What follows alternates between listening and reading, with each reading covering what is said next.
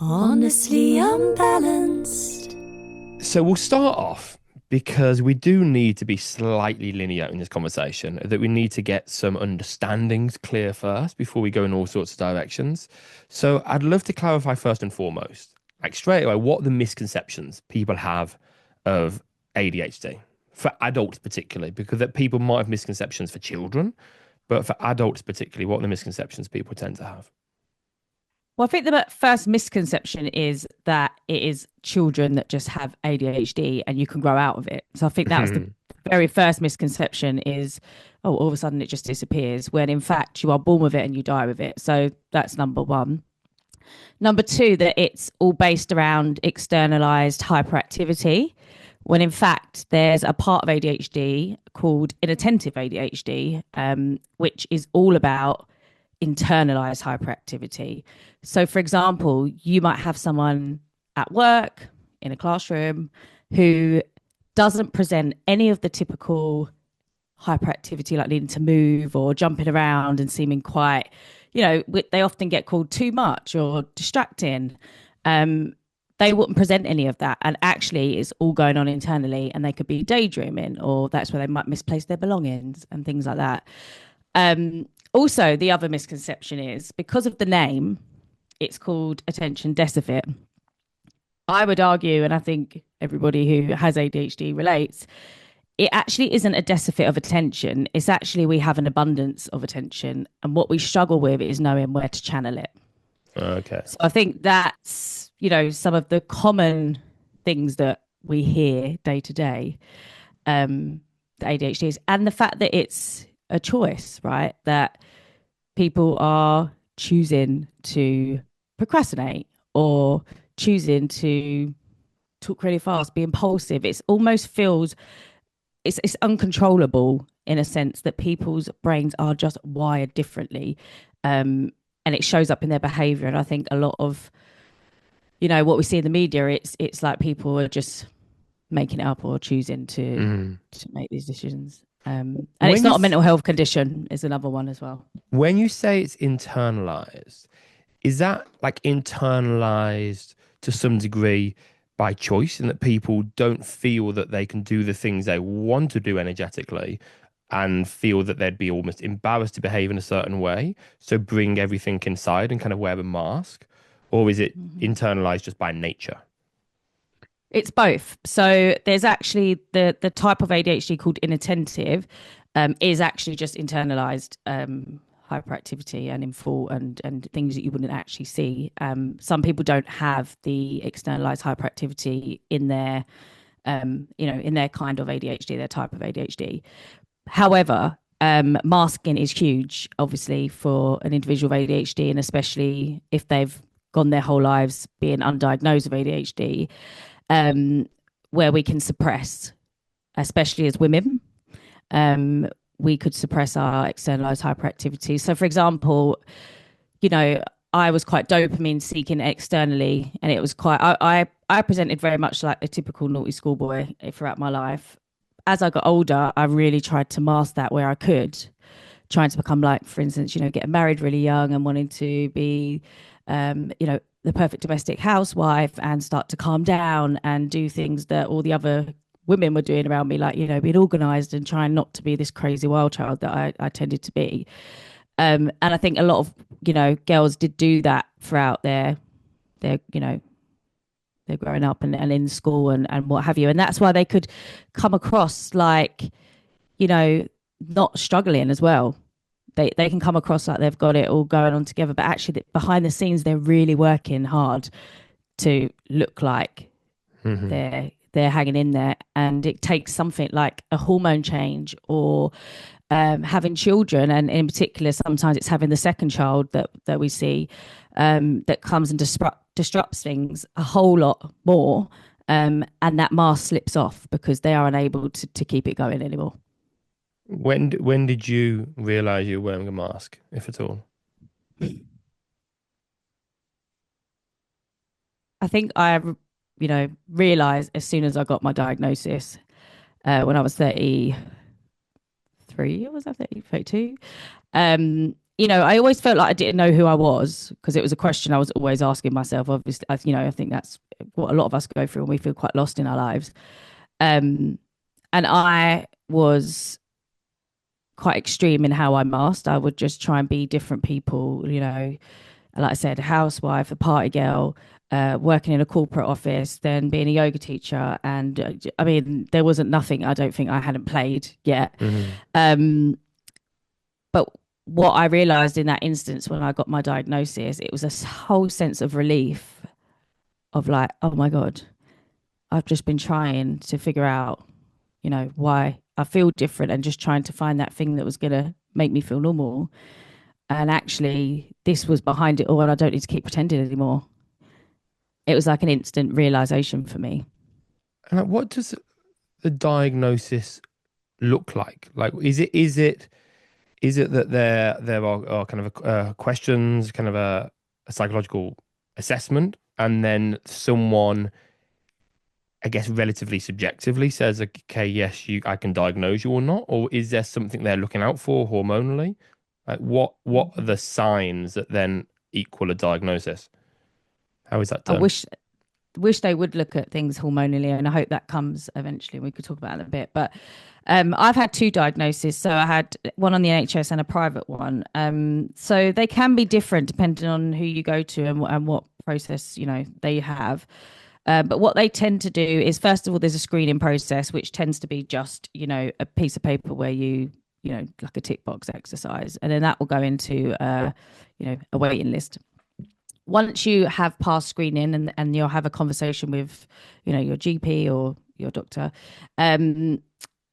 they will ask you various questions. Now, what usually happens, there will be somebody who, like a specialist, so you'll be sent to like a third party if it's the NHS, who will then interview you, but not just you, you're someone who has known you your whole life Oh. and someone who knows you now. Some of them will ask for school reports. Now, trying to get an ADHD to find the school reports isn't always Mhm. easy. And also, you have really sad stories of people that can't get a diagnosis because of this process because they don't know their, their parents, or they were adopted and they don't have any contact with the people that adopted them. I've had so many stories like that. But they tend to what they want to gather from that is, have you had these symptoms your whole life? And I think that's where they want to just see, if this is a hormone thing or is this a trauma related thing. So there's that process. And my second one with the private doctor, he did all of that. He interviewed me, my sister, um, my dad, and then my mum had to do it actually at a separate form as well. And then he done another 90-minute follow up interview with me after all of that. So he was really, really in. It was a quite intense process, but they can be very different in terms of how long they take and who's doing it. The first one didn't do any of that on the NHS. He just done it all by paper, and someone had to fill out forms that knew me, but not face to face. Is there any like risk to it? As in, like, have you ever encountered anyone who, let's say, did it privately and they were diagnosed, then did it with another private person, and with that, and they said no, negative, it's something else, and because it is so subject, not well, it's not entirely subjective, but it is to some degree subjective. Like, is there a risk that someone gets diagnosed, then later, and then changes behavior or changes psychologically who they are and who they identify to be in drop masks, then later on realize actually the diagnosis wasn't correct? I just wondered, is that something you've come across? No, I haven't. It's very interesting actually because I've never come across that. I mean, obviously, I suppose there are cases that can happen, but all I come across is actually the opposite of people not either not being diagnosed and being said, they haven't got it and they really truly believe they have, Mm. or people just not being able to get a diagnosis because the waiting list. I'm not seeing people get diagnosed and then be not diagnosed. Or I guess It's as well, just, at the same time, once someone has been diagnosed, they're not likely to do another assessment. It's done. And so mm, I just wonder, like, there's not really a relevance to that question, but I just wonder with anything like this, where the tests are very much based on the individual doing the test and the assessment, if Yeah. things can go wrong. And of course, once people get an answer that is in some sense good for them or liberating, they're less likely to try and find the answer again. But I Yeah, guess yeah. there's not really much Mate, negative to that. no, well, this is what Dr. Ned Hallowell says. The worst case scenario you've got if someone gets diagnosed with ADHD, what is the worst case scenario? That the worst case scenario of them not being diagnosed with ADHD is it can cost them their Mm. life. Um, but what we do have a lot of misdiagnosis of, and what has happened in the past, is a lot of these people have been misdiagnosed with mental health conditions that they haven't got. Oh, okay. That's been the main thing. But as I say, I suppose that hasn't happened so much now. We don't hear of that because people have been missed. So I suppose a lot of people weren't diagnosed in their childhood that should have been for a start. So we haven't seen those changes happen. I know a lot of men that were diagnosed young, and get another, second diagnosis now. But I just think because of the backlog and because it's only been since it was 2008 that we realised that adults could have ADHD. So it's very, very new. And this is, there's a massive backlog from that. And in 2013, we found out you could have autism and ADHD together. So then there's also these people that have been diagnosed with autism that was not even considered to have ADHD, but have both. Wow. And the crossover is going to be, we're predicted to be between 50 and 70%. That's like a diagnosis minefield, isn't it? Like working out what someone might have, and then as such, what the best way is to help them live a life that is kind of fulfilling and adapted. So, what's your go-to? Because you coach people, what's your go-to like techniques that one could use when they get their diagnosis? Like someone's had their diagnosis, what are the next changes they could implement in their life or their surroundings? Well, I think number one is don't do it alone. So find your community in whatever way works for you. Now, I'm not really big on like forums and joining loads and loads of chats and stuff, but a lot of people get a lot from that. Or finding people in your local. There's so much support now. There's so many support groups, whether they're online, face to face, in your local gym or wherever it is. Like connect with people that are going through the same, because there will be people going through this with the same as you. Second of all, I would say have a look at where you're at in your life. People do those life wheels. So I do that with a lot of my clients at first, and just look at where they're at. And this is where you can highlight where maybe you've been masking, where things don't feel fully aligned for you, and try and think about what it is that would make an area of your life. You could start, with one thing at a time, or just looking at each section, how you want that to look, and how, when you do that, why is that important to you? Because what I do with my clients, first thing I do, and it's like they are blown, like their mind is blown because they've never asked themselves the question.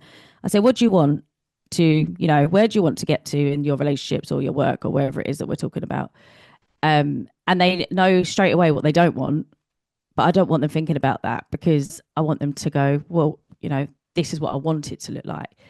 But their brain gets so much stimulation, obviously, from a negative story, that it's got so used to focusing on that negative story that they don't have a clue, and they go silent. Majority of the time, the silence is like the first time I ask someone that, and they're like, I can't say it without saying the word don't. So it takes a while for them to really build this picture of what that looks like when you're more organized or you've got more meaningful relationships. How does the whole of your life look? So I'd start to look at, what it is you want your life to look like, and try and get a clear enough picture of what that is and how you will feel and why that is important to you, because ultimately your brain needs stimulation. So that positive story needs to be as stimulating as the negative story, if not more, for you to move forward and be motivated to find consistency, and go on this journey to discovering more of who it is you are. And then the next part of that is the actions that we take. So breaking them down is first and foremost what I would do as a coach. But this time we're taking authentic action. So not doing it the way that everyone else has done it around you before, what you've tried and failed time and time again, doing things that work for you and your brain, and finding your own way, and knowing that it's all trial and error. And you can go away, try this thing, come back. How do we adapt and resparkleize, instead of, just giving up and, Hang on. Having a What's that tally. word? Resparkleize. Sparkleize. Yeah. What's resparkleizing? Everyone pulls you up on this. So I learned it from somebody in the US when I trained From a to do unicorn. ADHD coaching. Yeah, every unicorn. And what I realized is, for instance, my morning routine, I didn't know I had ADHD, obviously, when I started doing yoga and what have you and building this morning routine. But it's something I kept up. And obviously, it had the meaning behind it and it was very important to me. But I noticed that when I was getting bored, instead of just chucking the towel in, I was changing things slightly and it was keeping me interested. So with my clients, that's what I use with them. I'll say, how can you resparkleize this routine? You're going to get bored of it. You are no doubt about it getting bored. But instead of changing it all and starting again and trying something completely new, what is working? What is getting boring, and how do we just tweak something? So for me, it's changing my playlist most of the time, or it's I'm going to go out on my walk in nature first and then I'm going to do my yoga after. It's just changing something very small to make it interesting again and to make it feel new. And for ADHD, that's so important, right? Because boredom is kryptonite to us. Okay, but there can be hyper focus, can't there? But that is only on very engaging tasks. But otherwise, there Yeah, is a jump from kind of dopamine stimulus to dopamine stimulus. exactly. And that hyper focus, for instance, we can get really hyper focused on something, and that could be for a set amount of period of time. So, like for instance, yoga could have and should have been that thing for me again, right? Hyper focused on that, and everyone was like, "Oh, she's going to give this up again soon."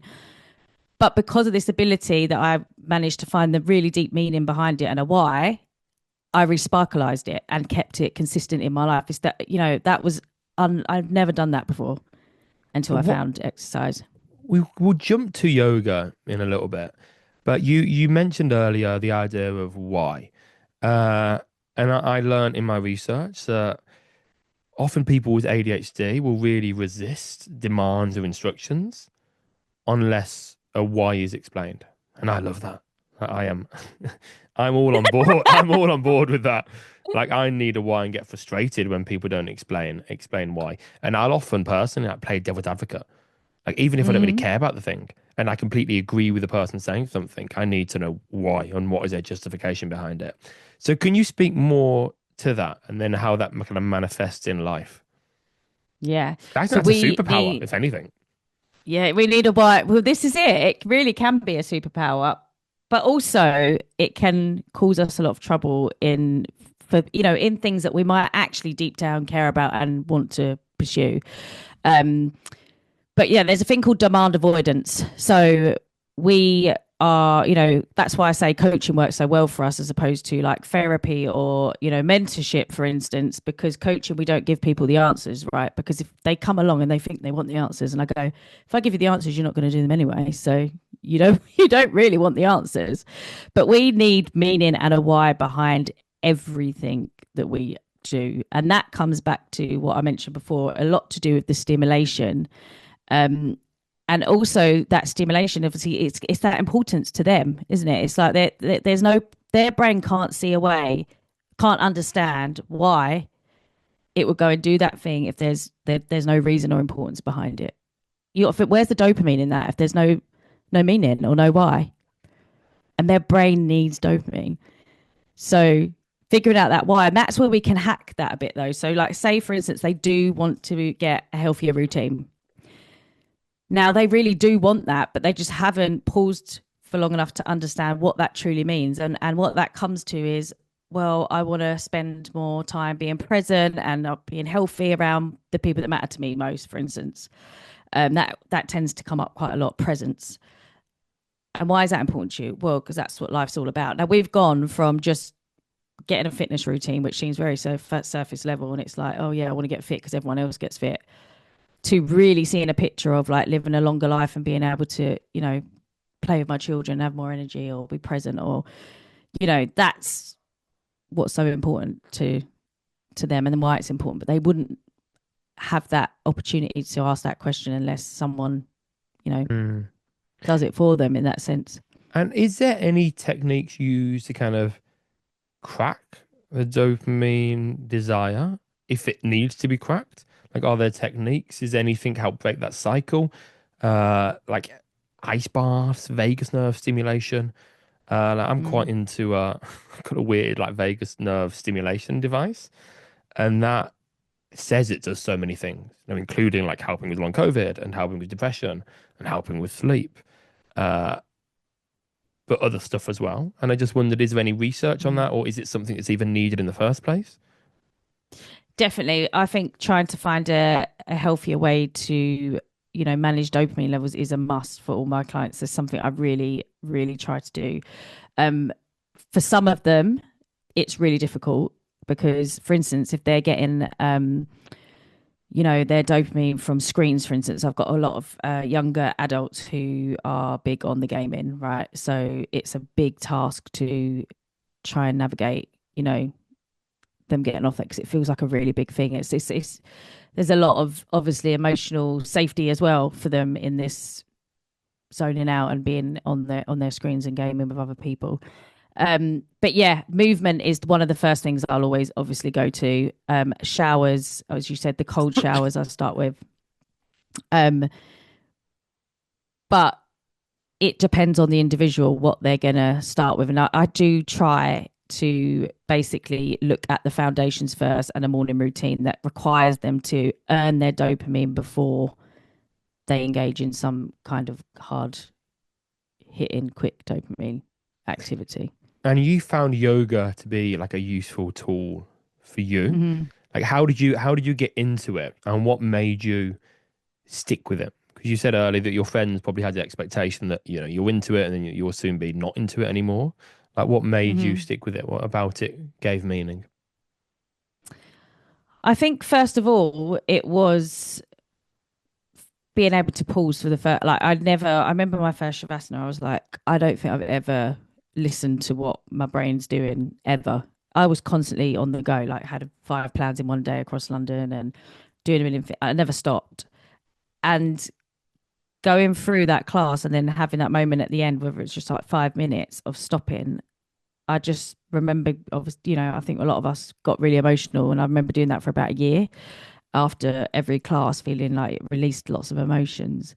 Um, so I knew that I don't think I'd ever felt like my nervous system at that point in my life, from teenagers and being in my 20s, had ever hit a baseline. So something just felt good. But what kept me going was finding rocket yoga actually, and teachers that started, they were playing different kind of music. They wasn't playing yoga music that initially I thought all yoga classes were having a stretch and listening to really chilled out music that I wasn't interested in. And then I found, yoga in Shoreditch basically, and techno music and all these other, people were just making their own mixes and stuff. And I was like, this is so much fun. And I couldn't do anything. I couldn't hold my downward dog very long. Like I was so inflexible, so unfit. Like you've got to think I was in the midst of drinking and taking drugs. But something kept me going. And I think it was the challenge as well, always having something to aim for. It could never get boring in that way because I'd always have a pose that I wanted to aim for. Um, and it was just, I just found it so much fun. I just found it so stimulating. And it becomes stronger. It became a stronger stimulation and a stronger source of dopamine and felt more important than going out for a drink. That morning routine came more important than the party life that I'd built. And that's what I do with a lot of people, with my clients. If we've got, dopamine, bad dopamine, and I call it bad dopamine, but like bad, unhealthy dopamine habits, is I need to build something that feels more important to them. So then that becomes less important and less instead of focusing on this thing's really bad because their brain is going to want it more. Because that's what I would have, if someone said to me, right, stop partying now, stop taking drugs, don't drink anymore, I'd have wanted it more. Hmm. I had to find something that felt more important. And then that just, it's almost like, oh, all of a sudden it's just fell away. We've hardly even noticed that it's disappeared. Instead of making that such a challenging, hard thing to do, because that is bloody stimulating Okay. in itself. So I think that's how it happened, and it was so organic in that sense. I didn't realize that was even going to happen. It's the power of yoga. But it's interesting what you say there in terms of what helped you most about yoga, in that you describe the music and the Mm. cool playlists, etc., helping you. the trying to achieve something, the trying to work towards something. And kind of the purist in me could say, well, actually, all of those things kind of detract of what yoga actually is. The more music there is, the more. I actually wrote an article on for Yoga Journal recently about this. And I'm not saying music is good or bad. And I think there's pros and cons of using music and not using music and using certain styles of music.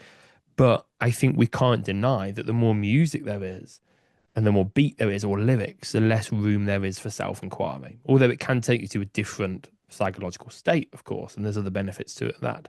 And then whereas when we teach yoga, we are working often towards certain poses, but also at the same time being completely non-attached and realizing perhaps that asana are a vehicle for self-inquiry rather than an end in themselves. But there are some of those popular styles of yoga, whether that be kind of the rocket or Dharma Mitra or just really dynamic flow or LA-based vinyasa yoga, which are all about music, music-led classes with lots of dramatic poses. And I don't think that's a bad thing. I think that is what certain people need for them to engage with a yoga practice, and that helps them hugely. So have you tried like the other styles? And did that just absolutely not work for you or other people with ADHD? Like the quiet, reflective styles, which can still be physically challenging, but are they not a fit? They are now, and this is what I love, and this is why I when I do my training, it's all about finding your authenticity as a teacher and teach what feels authentic to you. And I think that changes as well, doesn't it, as you evolve as a teacher. But for me, it had to be it was very much about the things, like you say, that, they're just scratching the surface of what yoga has to offer, right? The music and the fast paced yoga and all of that stuff. But it got me on the mat. And it got me to then fall in love with a practice. And now I can go to yin and I crave it. I go to sound healing at least once a week. Like, I love it now. I've tried to get involved in as many different types of yoga as I can. And I crave the more slow paced, chilled out stuff more than ever now. And I'm able to do it. But if I look at a lot of my clients that present ADHD the same as me, in a similar way to me, the thought of them going down to a yin class like I did, first of all, is like, get me out of here. This is hell. I actually had friends walk out when I first took some of them to yin before. And now I look back, I'm like, God, they were definitely ADHD. But these people have never listened to their thoughts before. And what's going on in an ADHD's brain is chaos, right? So it's a scary place to be. So if your first experience of yoga is that, they're probably never going to come back. So my opinion is, however we get people on the mat, I'm less worried about, I'm just more concerned is we need to get more people on the mat, and especially people with ADHD, because if we can get them there and they can understand that it's not about being still, not having any thoughts and not thinking, having to sit in a stretch or whatever it is that they assume, yoga might be, it can be, it can be in many different ways. It can come in many different forms, and just starting somewhere, wherever you're at, like with coaching, for instance, just meeting the client where they're at is what's important to me. And that's why I think we need a variety of different yoga, because otherwise we're just shutting people out that really could benefit. And actually, I always say, like, yoga saved my life. I really was willing to call it a day before I found yoga. It was that it came at a time when I really, really needed it. And I just want that for other people. Nice.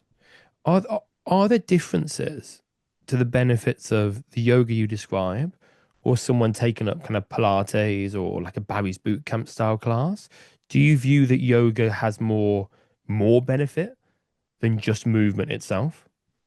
So I used to teach reformer as well. I think all movement can obviously benefit an ADHD brain because it's all dopamine, right? And it's healthy hits of dopamine, and they're always going to get something from movement, and especially because Pilates as well is seen as it's mindful movement in many aspects. But I think yoga is more so because we focus a lot on the breath, and it was the breathing techniques again that came later for me, obviously. But when I started to engage with that was a way for me to manage my nervous system that I'd never ever known how to do before, which I could do not even in the classroom. I didn't have to go to yoga. I could do that at home. I think it's a 360 experience for an ADHD and experiences that can take them through this journey of like maybe speeding them up, then slowing them down, and getting them to think about multiple different things at once is very powerful for their brain instead of just going 20 minutes hit and then you're out, you know. I think it gives them more meaning, for instance, you know, as I mentioned, the meaning and the why. Yoga has that, which a lot of other movement I don't think has in the same way yoga does. Um, so, you know, I think it's the intention behind it, isn't it? Do you think that we should be, because I know you do trainings, like kind of ADHD and yoga kind of trainings. Do you think we should be like, or teachers should adapt classes significantly to cater for people that have ADHD? Or do you think that perhaps there should just be niche classes that are more accessible? Because I guess you could argue that you can't make every class accessible to everyone, because what really works for one person will absolutely not work for another one, and it's just impossible to please everyone and every personality type and every brain type and every type of neurodiversity. So in what way should teachers try to be accommodating, or in what way do you think they should just do their style and there's enough teachers that someone will find a style that works for them? Yeah, so I think like obviously there's no way to make it accommodating to an ADHD, you know, because everyone's ADHD is very different. So I think the best thing that we can do is first of all have an understanding, like we would anything, you know, like any way to, you know, any other way that you tried to make your class accessible or understand, you know, mental health conditions. I think every teacher should have an understanding of neurodiversity. I think that's first and foremost. Because what I believe will make the difference is if we can be understanding instead of judgmental. Say, for instance, someone is distracted in your class.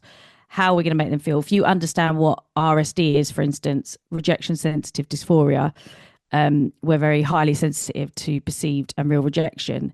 That could change the way you might use language in a classroom, because you might think, oh, someone's very overly sensitive to, you know, certain languages or feeling rejected in the classroom. So I think understanding is what everybody could do, just so there's that, you know, there's not that judgment and scaring people away if they do come and they feel like, oh God, I've, you know, messed up or I don't fit in here.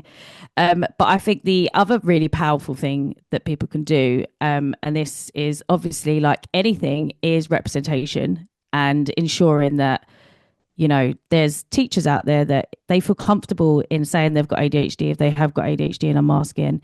You know, there's a lot of talk when I talk to teachers that have ADHD about mentioning medication because they're ashamed to say they're on medication because they're in the yoga industry, right?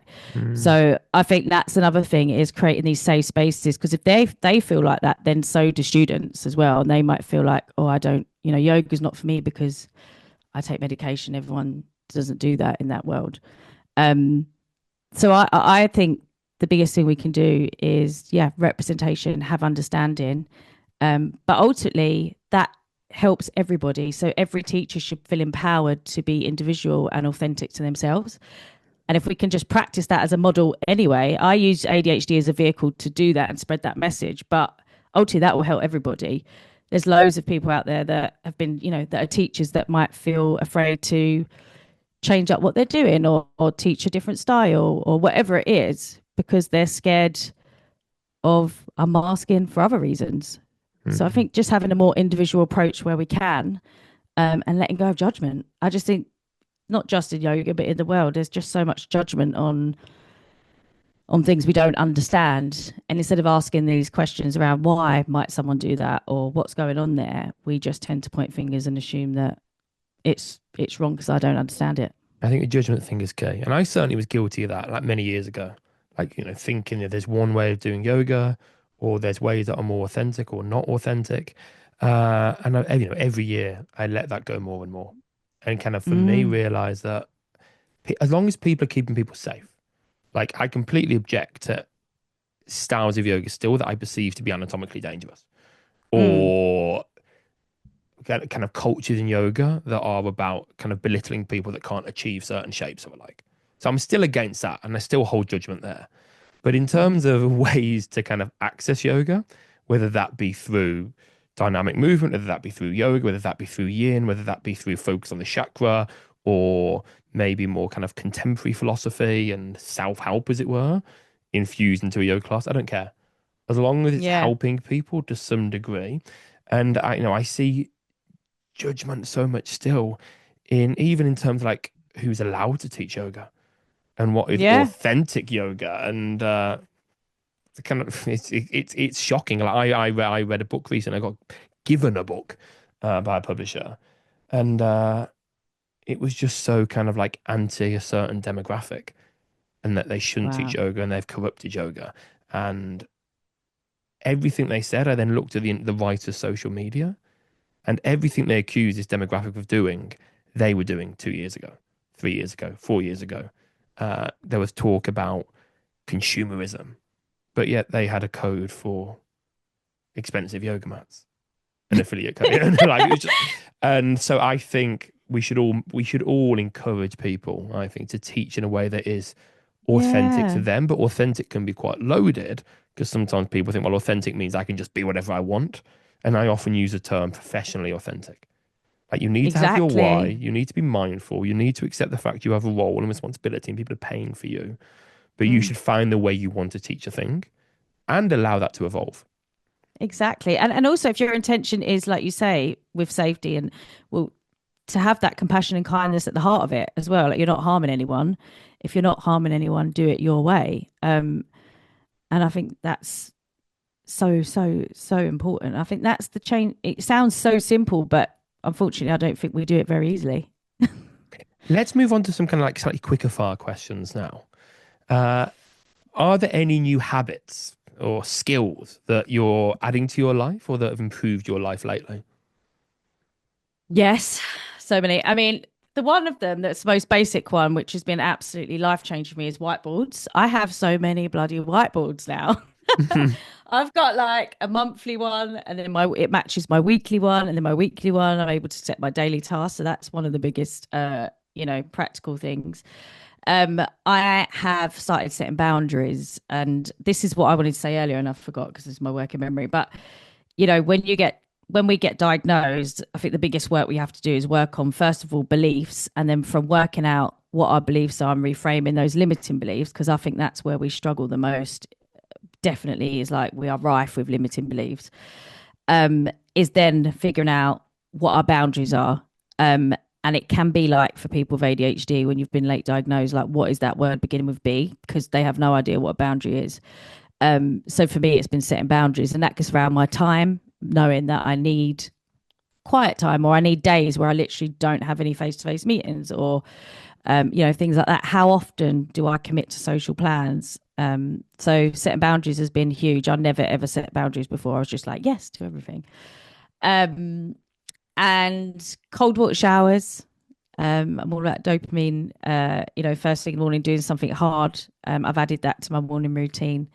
And recently went on a silent retreat, and I now, and the reason I wanted to do it is I wanted to really work with my clients on this, because we've obviously got dopamine depletion, and I think that's obviously happening more so for us because we're chasing it harder. So I had 3 days in silence to see how that affected my dopamine. And I've noticed a huge difference. So now I've dedicated myself to have like one day a month where I just will have a day without any, phone screens, any instant hard dopamine that's going to affect me. So that's my new Right. thing. And how do you decide Yeah. what's worth your time? I decide by having my goals and what it is I'm working from. So if I've got my monthly, for instance, my monthly list that I said on the whiteboard, and that's got personal stuff as well on it, stuff that I want to make sure happens, that sort of becomes the North Star for me. And I know, is that taking me closer or further away to where I want to be by the end of the month? Because basically our brain doesn't do future thinking. So I've had to come up with ways for myself, and my clients have to come up with their own ways to future think, because we don't. And that's why we suffer, with self-care and addictions more than others, because we really don't have that ability to future think of ourselves, and we need systems in place to do that for us. Otherwise we'll just make decisions on the spot without considering the future. So that's how I sort of make that decision. And what I've been reading a lot on, I don't know if you've read a lot on this, but essentialism. So what I'm Not trying to do is Greg just like strip McCowan. away. Yeah, yeah. So I'm trying to like strip away. Like I've chucked so much stuff away. My mum's like, you can't keep chucking stuff away. You've got you've got nothing left. But I still feel like there's too much stuff. And I think for ADHDers, like that could be a goal. You know, actually, can we just start again? Almost getting rid of whatever we can that isn't needed. Like I've been doing stuff with my wardrobe and saying, would you buy this again? So if you had to pay to keep this in your wardrobe, would you do it? Hmm. And most of the answers at the time is no. So, using And little have you coaching watched questions. or read The Minimalists as well at all? No, I watched the series. There was like something on Netflix I watched. I don't know if it's the same people. So And they had a it's, I guess, podcast. I imagine by the time it becomes a Netflix series, it's kind of heavily corrupted, but it's kind of Mm, different and similar to Greg McCowan. So that, the minimalists were, all about kind of minimalizing the, how much you own, the mm. the task you have in your life, etc. And they're really good. They're actually, one of them particularly is a very good writer. Uh, but oh God, when did they release their first book? Like 8 years ago. But it's worth, it's a light read, but Yeah. it's worth a read. I get that combined then with like Marie Kondo in terms of sorting your Yeah. house out, combined with like Greg McCowan on a more philosophical level, I think is a winning combo. Yeah. Are you quite have you do lots of chuck outs and declutters? I wish I did like my we're having kids and stuff, and then it's hard, and then I just acquire so much work related stuff. And you would have Yeah. thought it as a yoga teacher, but I'm not talking like yoga mats. I'm talking like cameras and microphones and cables. I'm quite good with clothes. Like I don't buy a Yeah. lot of clothes, and I've just discovered not just discovered Vinted, like I'm the first person, but I was always reluctant to get involved in any kind of selling online. It just Mm. sounded like a massive task to me, and in my head, all I'd think, how do you do postage and packaging? Do you have to weigh stuff? Yeah. Like, I how does always that think that. work? And it was so simple. Like I just thought, right, I've got all these shoes. Let's just try Vinted with some shoes. And I just used my nice camera, took some nice photos and a nice background. Uh, and then people made bids and I just accepted. And I didn't realize they automatically pay for postage. No. And you don't even need to print a label. You just need a box. You put the item in a box, you take it to one of those lockers, you scan the code on your phone, put it in the locker, and then I guess whoever then picks it up puts a label on it. That could not be simpler. And so I think last week and the week Wow. before, I sold like 10 pairs of shoes and made like 400 quid. So I'm Oh getting God, into I that. need to get on that. My friends do that a lot. I never knew it was that easy. Oh God, it's not in any way arduous. It's so simple. But yeah, I would love to get rid of more stuff, but it's and not Mm. organized stuff. But like with kids, and we live in like a cottage, that's lots of nooks and crannies. Mm. It's It looks lovely, the beam. yeah, we're in the attic at the moment, which is where I pretty Mm. much live at the moment because I'm not allowed in the bedroom. My wife and the baby, they sleep together, which works really well. I deal with Oh. the toddler in the night, and then my wife just sleeps with the baby, and they chill out. What's the simplest way to describe your philosophy of life? Oh God, the simplest way. Find what's meaningful to you. Um, just do it your way. I think my philosophy to life is you get one life, memento mori, and we are going to die. So while you can, give it a go. YOLO. Yeah. And then to anyone out there that is thinking, oh, there's part of this conversation that resonates with me, like maybe I have ADHD. Anyone who's Mhm. thinking that, like, what would you identify? Not the next steps, but what, based on all the people you've worked with, have been like the signs that have really meant people probably should go and get a diagnosis, or the thing that has meant people ended up trying to get a diagnosis and going through that process? I think, because obviously there's lots of different traits. There's like the working memory, there's chasing dopamine and inattentive traits. If you resonate with some of the traits that you hear about ADHD, the first question I would ask is, the intensity of these traits and the frequency, because that's ultimately the difference, right? There's people out there where people can be forgetful and have stages where they feel more distracted, or they feel like they are in dopamine depletion and they're chasing dopamine more than they used to. But how impactful has this been on your life? Like, what have been the consequences of this? And in terms of the practical day-to-day stuff, like, I was losing belongings, like, I kid you not, 10 times a day. Like, every studio I went to, I would get a phone call, or I'd have to call them, because there wouldn't be a time I wouldn't leave anywhere and I hadn't left something behind. It was that often.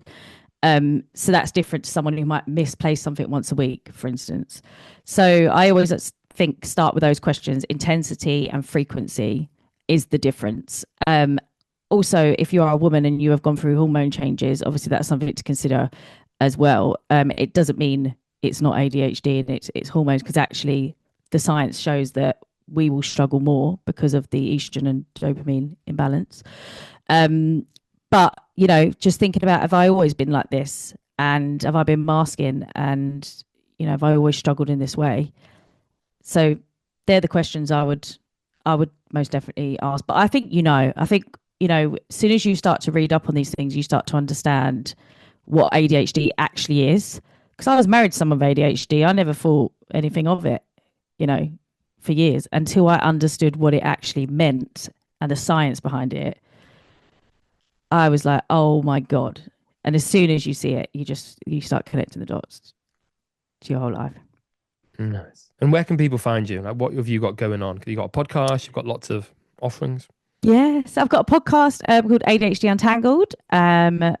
I have obviously Instagram, which is ADHD_Untangled, and we've got a training for yoga teachers online, a foundation training happening cohort 2 in March. So that will just be a lot around, you know, the ADHD 101. So we'll have some scientists and neuroscientists join us on that. And then there'll be teacher skills as well. So like cueing workshops, we're doing some stuff around music in the classroom. And then I'll be coaching them through some unmasking as a teacher and showing up as your authentic self. Awesome. Thank you so much. Thank you so much. Thanks for having me. Honestly unbalanced.